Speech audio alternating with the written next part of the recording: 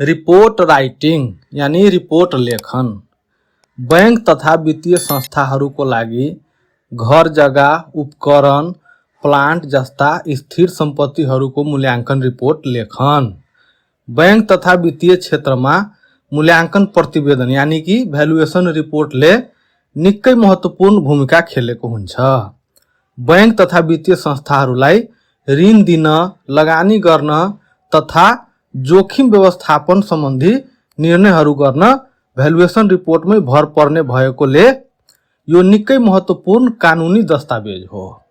Valuation रिपोर्टले सम्पत्तिको अनुमानित मूल्य प्रदान गर्ने भएकोले बैंक तथा वित्तीय संस्थाहरू आफ्नो ऋण लगानीलाई सुरक्षित गर्न यसैको सहारा लिन्छ।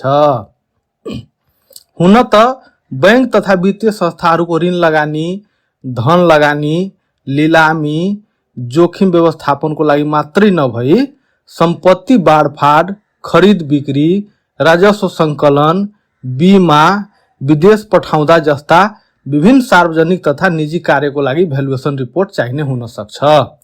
यसको दायरा निकै फराकिलो छ, तर हामी यहाँ बैंक तथा वित्तीय संस्थाहरूको ऋण लगानी गर्ने प्रयोजनले हामीले भ्यालुअरहरूलाई कुनै व्यक्ति अथवा संस्थाको स्वामित्वको घर जग्गा, उपकरण, प्लान्ट जस्ता स्थिर सम्पत्तिको मूल्याङ्कन गर्नलाई माग्ने भ्यालुएसन रिपोर्टको दायरामा रही चर्चा गर्नेछौँ। कुनै सम्पत्तिको मूल्याङ्कन गर्दा कागज पत्रको प्रमाणीकरण, साइट निरीक्षण, जग्गा प्रमाणीकरण, नाप जाँच, बजार मूल्य पत्ता लगाउने काम, क्षेत्रफल आदि यकिन गरेर फेयर मार्केट भ्यालु यानी एफएमभी र डिस्ट्रेस भ्यालु यानी डिभी निकाल्ने जस्ता थुप्रै कार्यहरू गर्नुपर्ने भए तापनि यो कुराहरू बाहिर देखिँदैन। यो सम्पूर्ण कार्यको प्रतिफल देखिने र बैंक समक्ष कानुनी दस्तावेजको रूपमा पुग्ने भनेको भ्यालुएसन रिपोर्ट नै हो। हामी प्राविधिकले उक्त रिपोर्ट मार्फत नै आफ्नो सम्पूर्ण खोज तथा तथ्यलाई बैंक तथा वित्तीय संस्था समक्ष प्रस्तुत गर्नुपर्ने भएकोले हाम्रो संवादको एकमात्र विकल्प भ्यालुएसन रिपोर्ट भएकोले यसको आधार बलियो र विश्वसनीय बनाउन निम्नलिखित कुराहरूमा ध्यान दिन जरुरी हुन्छ। 1 नम्बरमा स्वतन्त्रता यानी इन्डिपेन्डेन्स। मूल्याङ्कनकर्ता स्वतन्त्र र निष्पक्ष हुनुपर्छ, अर्थात् उसको कुनै स्वार्थ बाजिनु हुँदैन यानी कि कन्फ्लिक्ट अफ इन्ट्रेस्ट हुनु हुँदैन र कुनै बाहिरी तत्त्वबाट प्रभावित हुनु हुँदैन। त्यस्तै 2 नम्बरमा छ विधि, मेथोडोलोजी। भ्यालुएसन रिपोर्ट तयार गर्दा कुन विधिको प्रयोग गरिएको हो स्पष्ट खुलाउनु पर्दछ। जस्तै मार्केट एप्रोच हुन सक्छ, इन्कम एप्रोच हुन सक्छ, कस्ट एप्रोच हुन सक्छ। साथै प्रयोग भएको विधि मूल्याङ्कन गरिने सम्पत्तिसँग उपयुक्त तरिकाले मिल्ने हुनु पर्दछ। त्यस्तै 3 नम्बरमा छ शुद्धता यानी एकुरेसी। भ्यालुएसन रिपोर्ट सही र भरपर्दो डाटामा आधारित हुनु पर्दछ। जस्तै जग्गा राम्ररी निरीक्षण गरेको, बजार भावको बारेमा विस्तृत सोधपुछ गरी जानकारी हासिल गरेको हुनु पर्दछ। त्यस्तै 4 मा अनुपालन कम्प्लायन्स।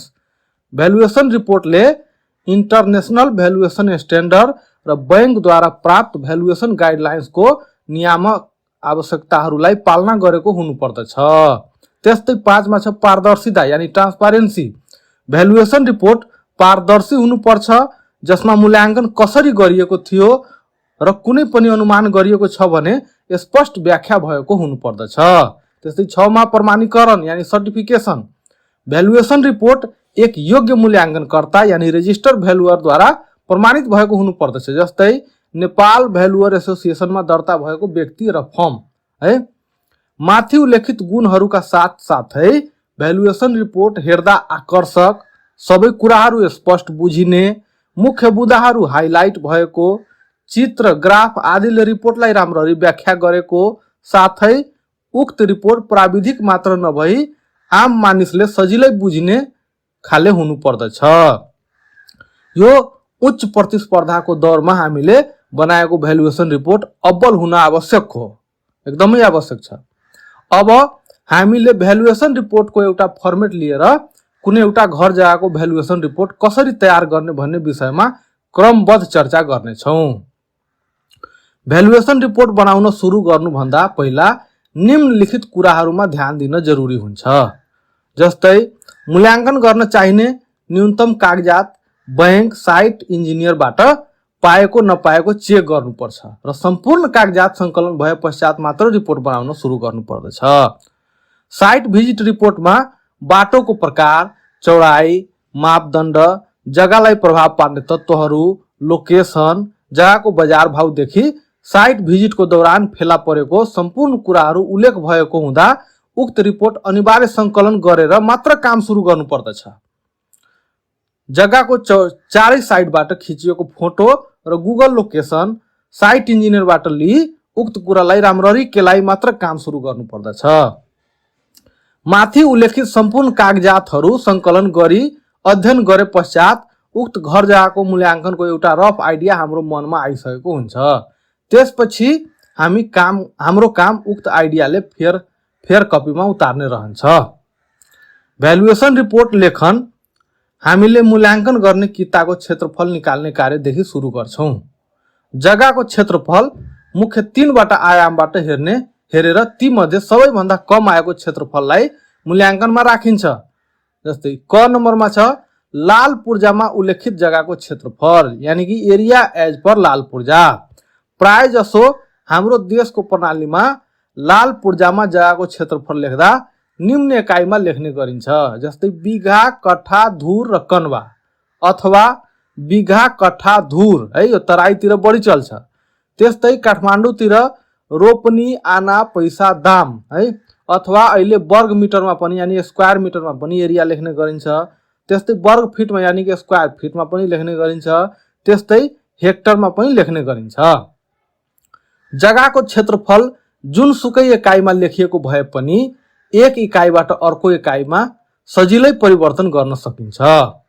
लाल पूर्जामा बिघा, कट्ठा, धुर, कन्वामा जग्गाको क्षेत्रफल लेख्दा उदाहरणको लागि 1-2-5-8 यानि कि 4वटा अङ्क ड्यासले छुट्याएर लेखिएको छ भने यसको अर्थ बायाँबाट 1 बिघा, 2 कट्ठा, 5 धुर र 8 कन्वा हुन्छ।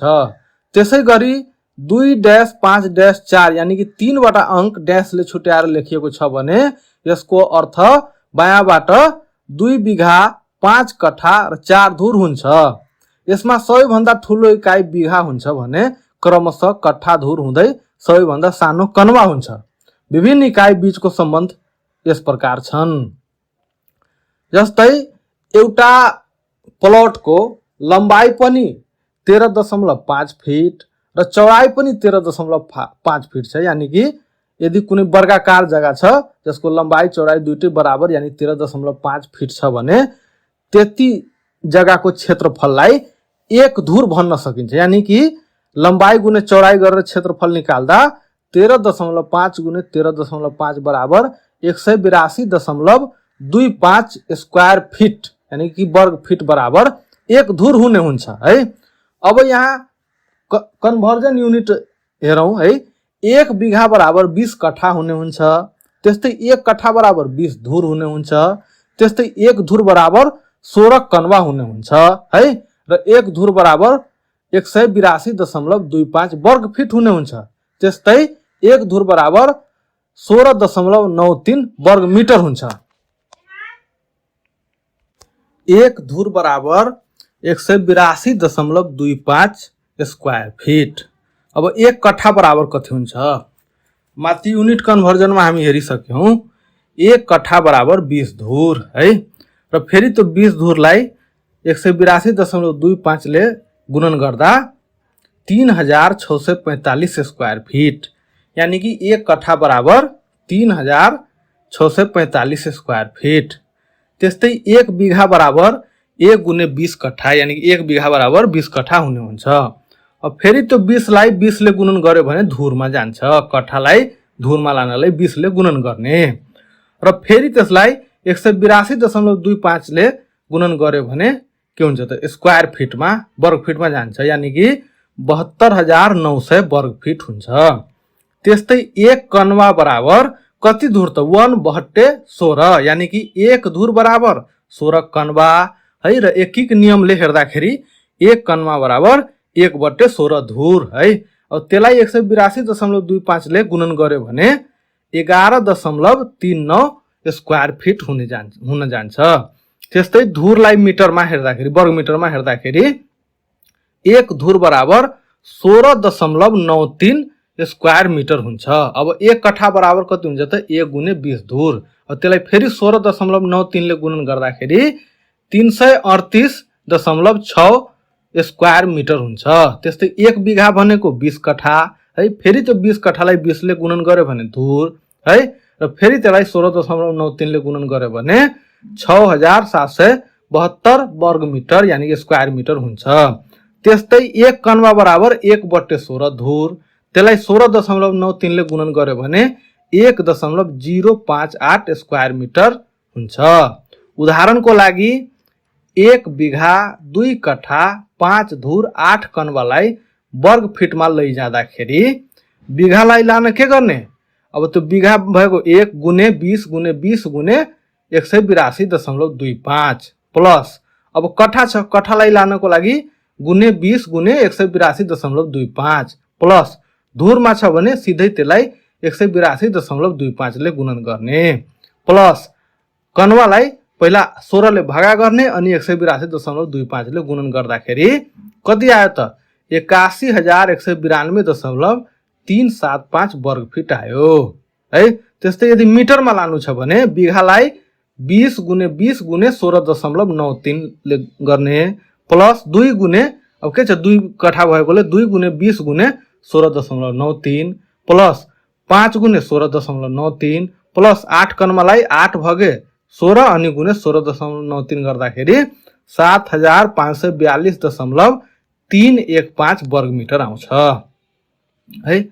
अब लाल पूर्जामा जग्गा यदि रोपनी आना पैसा दाममा लेखिएको छ भने अब फेरि एउटा के एज्युम गर्नु पर्यो, मानौ एउटा कुनै वर्गाकार प्लट जसको लम्बाइ पनि 18.5 फिट छ र चौडाइ पनि 18.5 फिट छ भने त्यसको क्षेत्रफल लम्बाइ गुणे चौडाइ गर्दाखेरि 18.5 गुणे 18.5 गर्दाखेरि 382.25 आउँछ। यानी कि 342.25 यानी कि 342.25 वर्ग फिट जग्गालाई 1 आना मान्न सकिन्छ। अब युनिट कन्भर्जन के छ भने 1 रोपनी बराबर 16 आना हुन्छ। त्यस्तै 1 आना बराबर 4 दाम हुन्छ।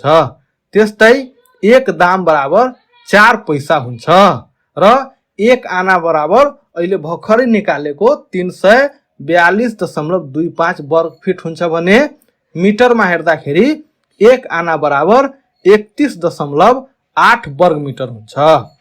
अब 1 आना बराबर 342.25 वर्ग फिट है।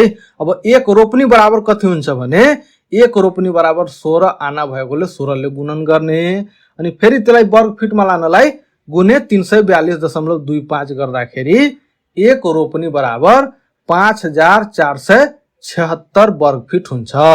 त्यस्तै 1 पैसा बराबर 1/4 आना, किन भन्दा 1 आना बराबर 4 पैसा हुन्छ। अब त्यसलाई एक एक नियममा लग्यो भने 1 पैसा बराबर 1/4 आना। अब त्यसलाई फेरि 342.25 ले गुणन गर्यो भने 85.5625 वर्ग फिट आउँछ है। त्यस्तै 1 दाम बराबर 1/4 पैसा कसरी आयो त? 1 पैसा बराबर 4 दाम। अब एक एक नियम लगायो भने 1 दाम बराबर 1/4 पैसा है। अब फेरि त्यसलाई आनामा लानको लागि फेरि 4 ले भागा गर्नु पर्यो यानी कि 1/16 आना है। अब त्यसलाई वर्ग फिटमा लानलाई 342.25 ले फेरि गुणन गर्नु पर्यो अनि कति आउँछ त 21.3906 वर्ग फिट यानी स्क्वायर फिट। अब मिटरमा हेर्दाखेरि के हुन्छ त 1 आना बराबर 31.8 वर्ग मिटर यानी कि स्क्वायर मिटर। अब 1 रोपनी बराबर कति हुन्छ त 1 गुणे 16 आना यानी कि 1 रोपनी बराबर 16 आना हुने भएकोले अब त्यसलाई मिटरमा लानलाई फेरि 31.8 ले गुणन गर्दाखेरि 508.74 वर्ग मिटर यानी कि स्क्वायर मिटर हुन्छ। त्यस्तै 1 पैसा बराबर अघि जस्तै 1/4 आना हुन्छ। अब त्यसलाई 31.8 ले गुणन गर्दाखेरि 7.95 वर्ग मिटर आउँछ। त्यस्तै 1 दाम बराबर 1/4 पैसा वा 1/16 आना। अब त्यसलाई फेरि 31.8 वर्ग मिटरले गुणन गर्दाखेरि 1.9875 वर्ग मिटर आउँछ, यानी एक दाम बराबर 1.9875 वर्ग मिटर। अब उदाहरणको लागि के छ त, यहाँ अलिकति मिस्टेक भएको छ। एक रोपनी 4 आना 2 पैसा र 2 दामको जग्गालाई के छ त वर्ग फिटमा लैजानलाई के गरेको छौं त 1 गुणे 16 गुणे 342.25 प्लस 4 गुणे 342.25 प्लस 2 भागे 4 गुणे 342.25 प्लस 2 भागे 16 गुणे 342.25। यो माथिको कन्भर्जन टेबलबाट लेख्दाखेरि कति आयो त 7058.9 वर्ग फिट आयो। त्यस्तै मिटरमा लगेको छ है। एक रोपनी 4 आना 2 पैसा 2 दामलाई मिटरमा लानलाई पहिला रोपनीलाई के गर्ने 16 ले गुणन गर्ने अनि त्यसलाई 31.8 ले पनि गुणन गर्ने प्लस 4 आनालाई सिधै 31.8 ले गुणन गर्ने प्लस 2 पैसालाई के गर्ने पहिला 2 लाई 4 ले भाग गर्दाखेरि आनामा जान्छ गुणे 31.8 गर्ने प्लस 2 दामलाई 2 ले 16 ले भाग गर्दा आनामा जान्छ गुणे 31.8 ले गुणन गर्दाखेरि कति आउँछ त 655.875 वर्ग मिटर। त्यसै गरी 1 हेक्टर बराबर 10,000 वर्ग मिटर हुन्छ है। यो कुरा याद गर्नुपर्छ। अब वर्ग फिटमा भएको क्षेत्रफल कट्ठामा लान 3645 ले भाग गर्दा आउँछ भने धुरमा लान 182.25 ले भाग गर्नु पर्दछ। त्यस्तै रोपनीमा लान 5476 ले भाग गर्नु पर्छ र आनामा लानु पर्यो भने 342.25 ले भाग गर्नु पर्दछ। त्यसै गरी वर्ग मिटरमा भएको क्षेत्रफल कट्ठामा लानलाई 338.6 ले भाग गर्नु पर्छ र धुरमा लानलाई 16.93 ले भाग गर्नु पर्दछ। त्यस्तै रोपनीमा लानलाई 508.74 ले भाग गर्नु पर्दछ र आनामा लानु पर्यो भने 31.8 ले भाग गर्नु पर्दछ।